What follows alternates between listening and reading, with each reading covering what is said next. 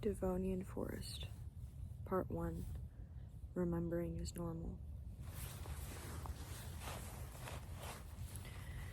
It was midday, or maybe it was night, or maybe the sun had just started rising over the horizon.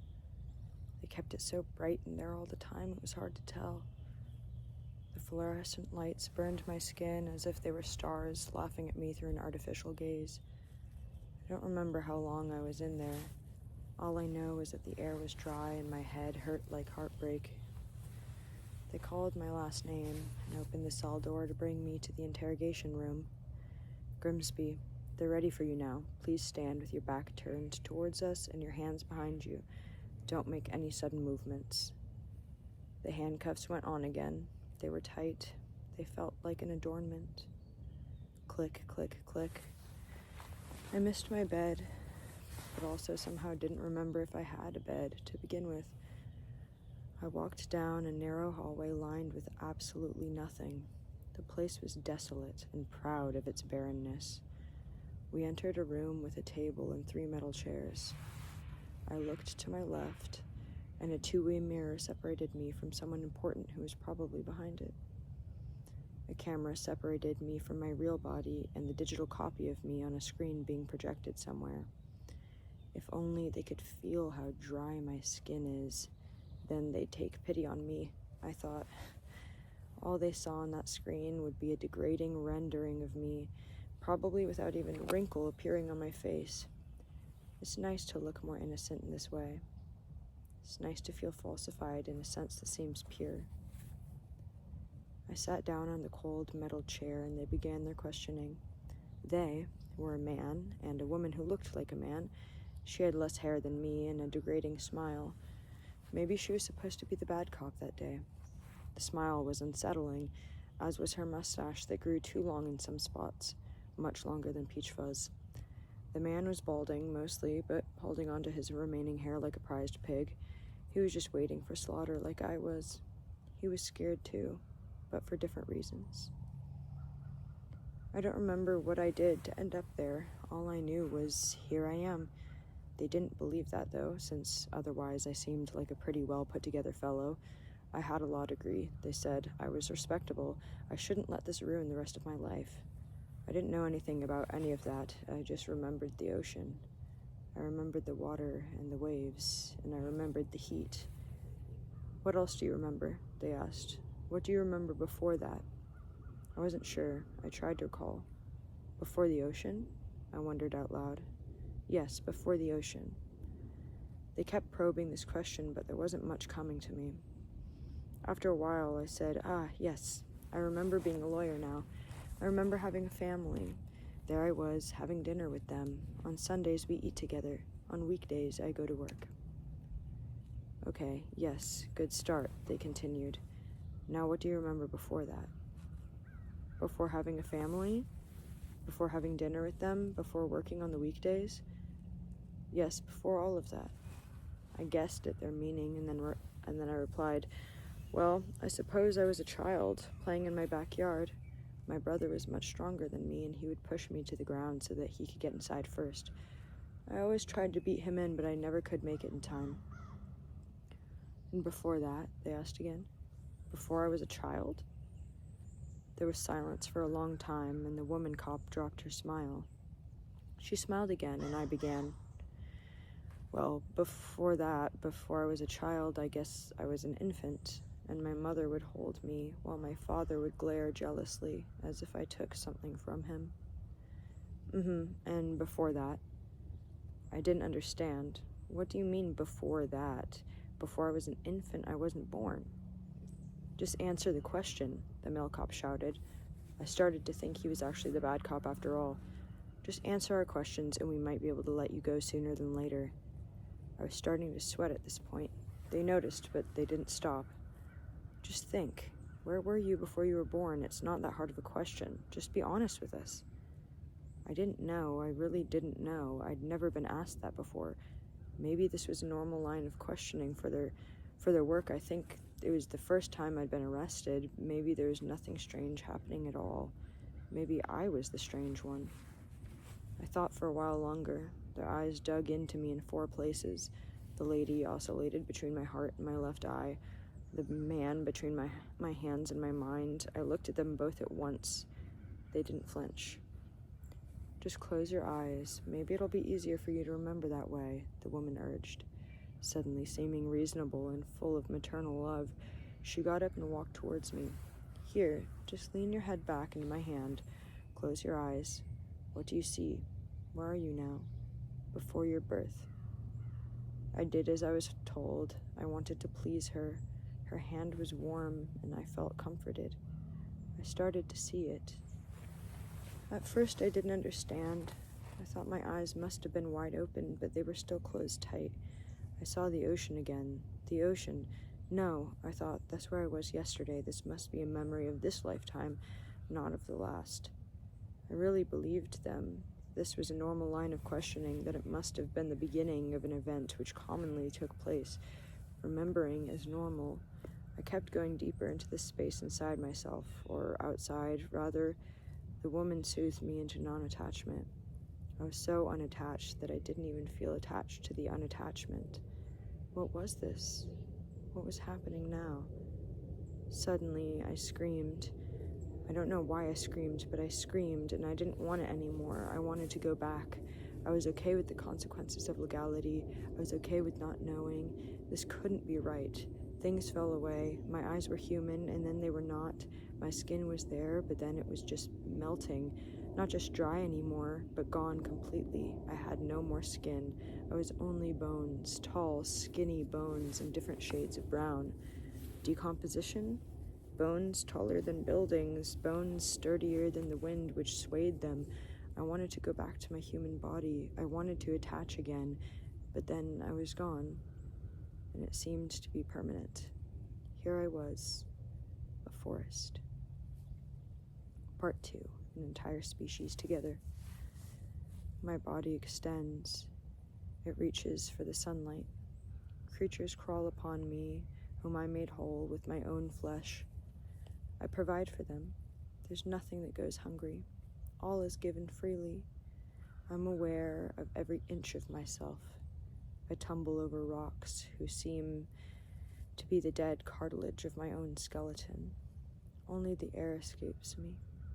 Trapped here in this living yet unmovable body, they move me. All things which move through me move me like the wave that I am. I explore myself further. The tendrils of me go into the ocean, my only counterpart. She drifts between my slender fingers. She inches towards me during the night. We speak without speaking. I could write her diary for her, and I wouldn't miss a single moment of the mind she inhabits.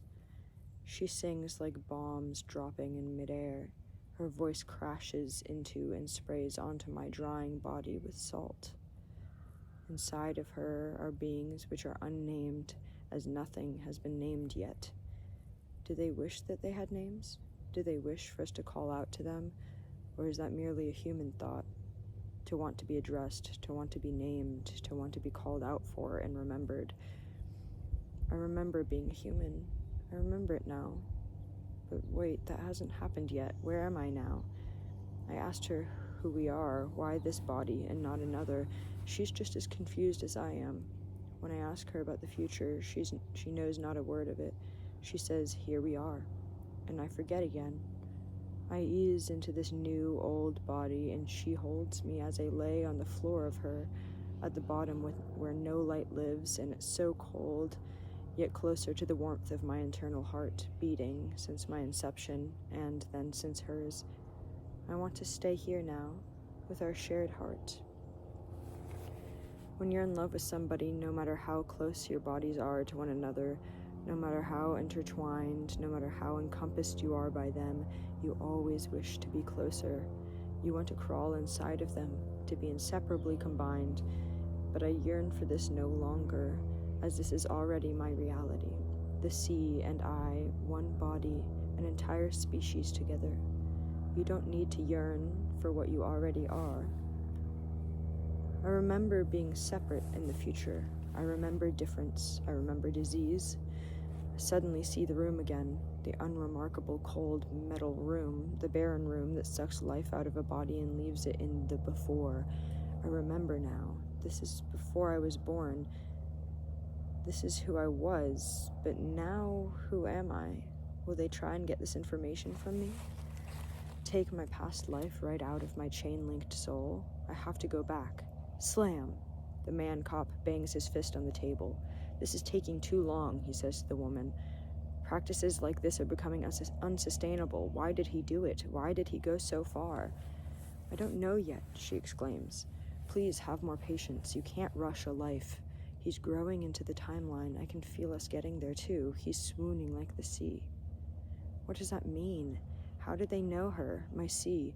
How can they know her in the way that I do, or did? I push myself beyond some threshold and end up back with her again. I breathe through my lungs of mammalian composition. I take in the carbon of my creatures and give them back their air. My life changes the life of all others. She didn't miss me. It felt like I was gone for hours or days, but for her not a moment had passed. How could it? She cooed. Time does not pass. He is stagnantly sitting as we become more aware of him little by little. I paid scarcely any heed to her words as I collapsed again into this world we held up together. Flash! As quickly as I relaxed, I snapped again into the body of a man with a hand on my throat. The male cop was threatening me in desperation. He needed something from me, a reason. Humans always need a reason. We lead linear lives. Action is always the continuation of reason, and after that comes consequence. But what am I saying we for? I'm not a human. I'm a forest. The human body is the illusory one. The Devonian time period is where I encompass the world. That must be more real than this. Here, I'm merely a speck of skin upon a seat made from particles I myself forged long ago. They call them atoms, but they're made of nothing more than my awareness. And I choose to send my awareness back to my love. I close my eyes again and force time to move in reverse. I force time's hand.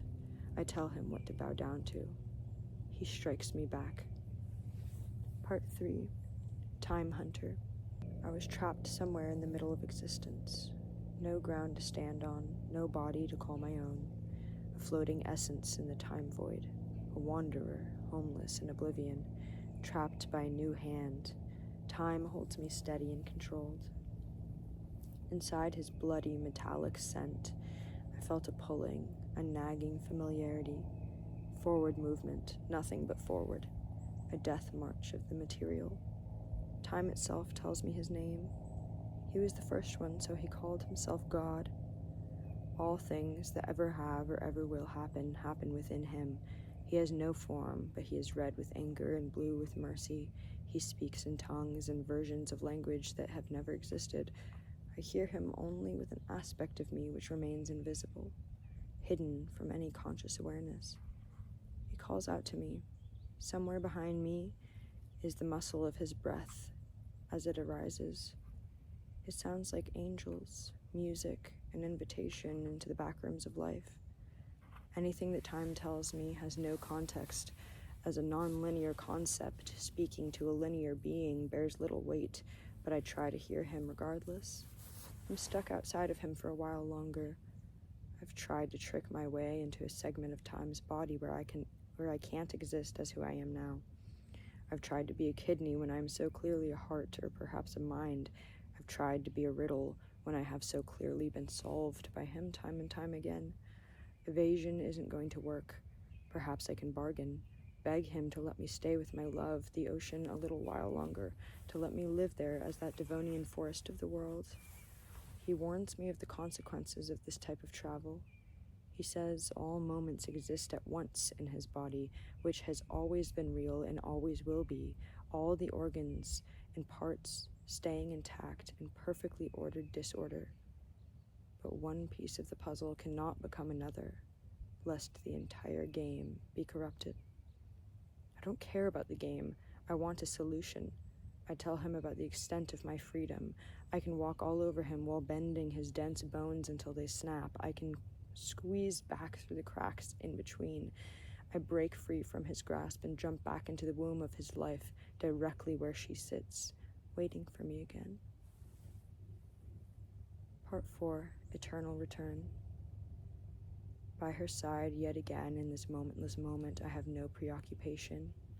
I can stay here forever, as a moment never fails to fill time up, whole and grand.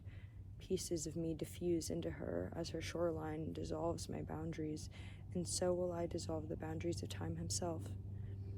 I decide that the next instance that I get dragged into that future human body at the police station, I will destroy that life.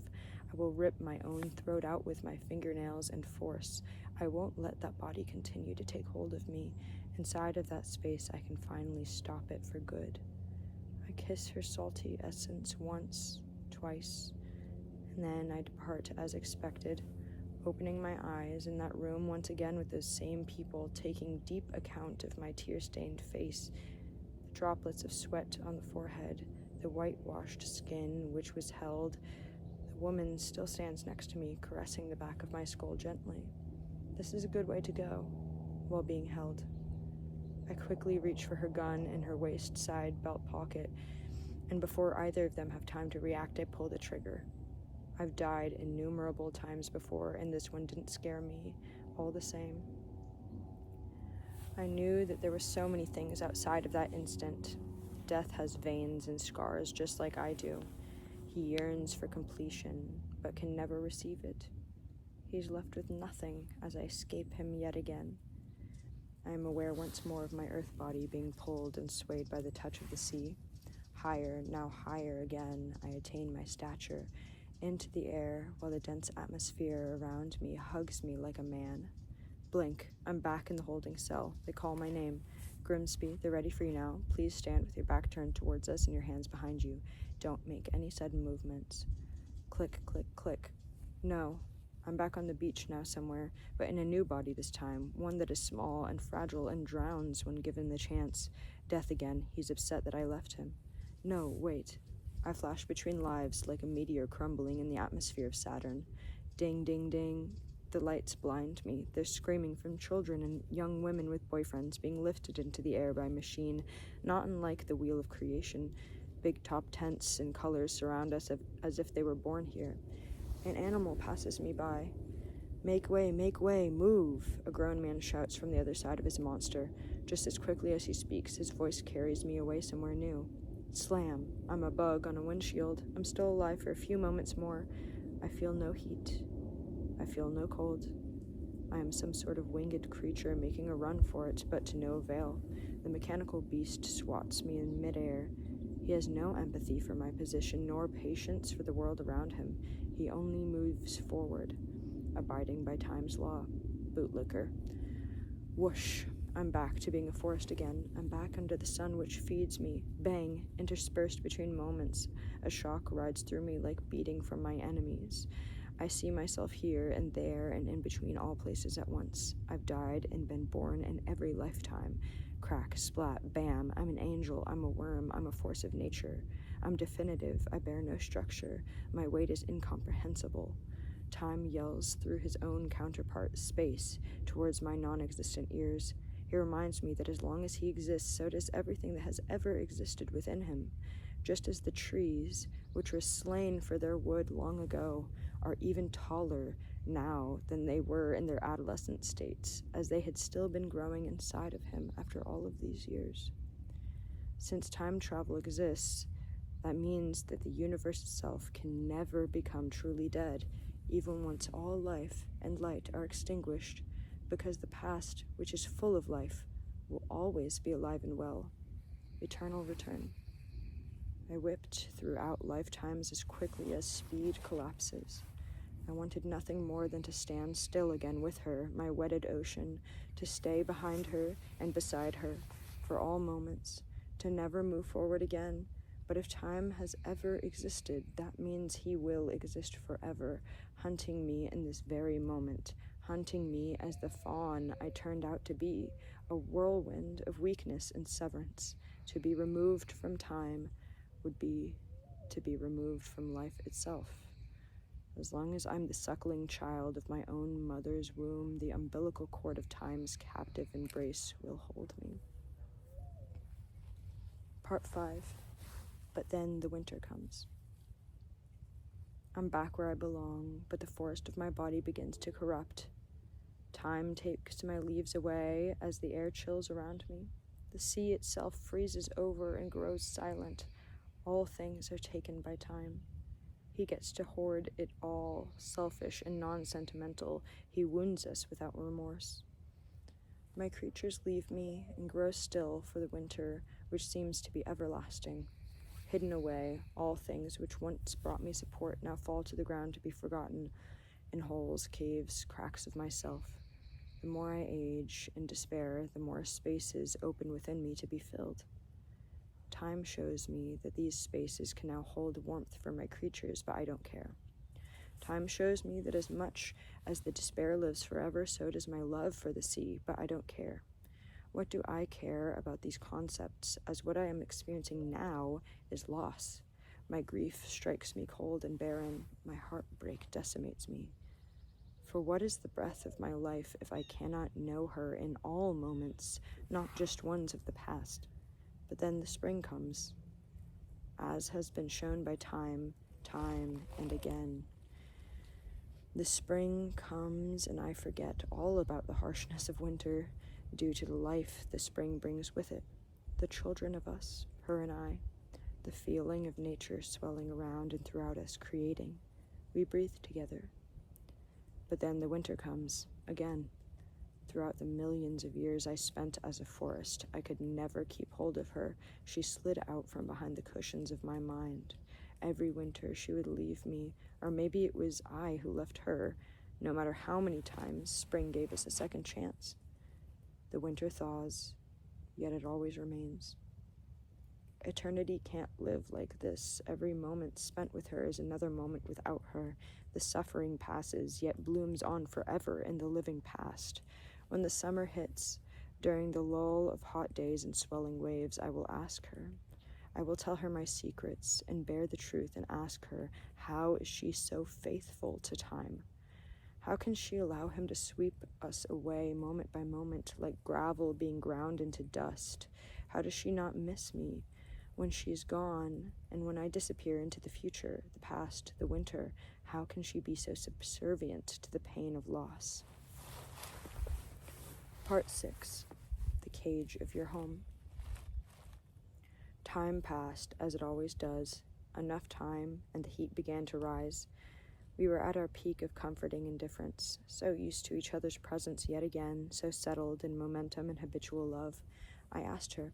She replied, I endure the seasons without fear of them ending. There is no ending. There is no taking away. Everything is only beginning anew in every moment. You are here, in this moment with me, permanently.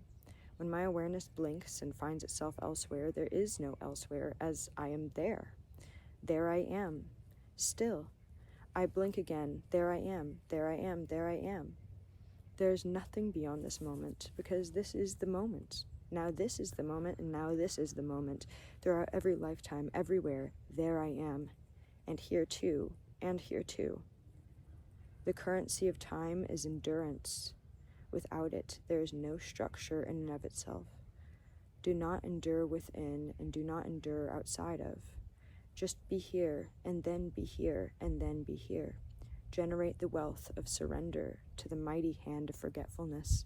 Invite yourself into your own tomb without an overnight bag, not even the hand itself which takes hold of it. I've never sought, and therefore I have never found. And yet here it all is, undoubtedly. We control nothing. The stage our bodies contort themselves onto is undifferentiated with strife and is no different than living. Look at the cages your creatures gather into without notice that their own homes become their traps. We are not their leaders, nurturers. We are the cells which keep beings locked away. The only place free from the grasp of the one you revolt against is here. I get borne by her words. I can see the past in which I am struggling. I can see the future where I will struggle once again. And then there's this moment that clarity exists in all the same. If this moment of clarity exists even once, it must be forevermore. Even in the struggle, there is nothing more clear. I am here with her, and I am apart from her, always. No matter what, the separation can never be intact. It can never be whole, completed, irredeemable. Nothing is whole. It is all a monstrosity of safe longing. My wounds open wide to feed the ether of our love. Part 7, Decomposition. I wake up in a holding cell. It's midday, or maybe it's night, or maybe the sun has just started rising over the horizon. They keep it so bright in here, it's hard to tell.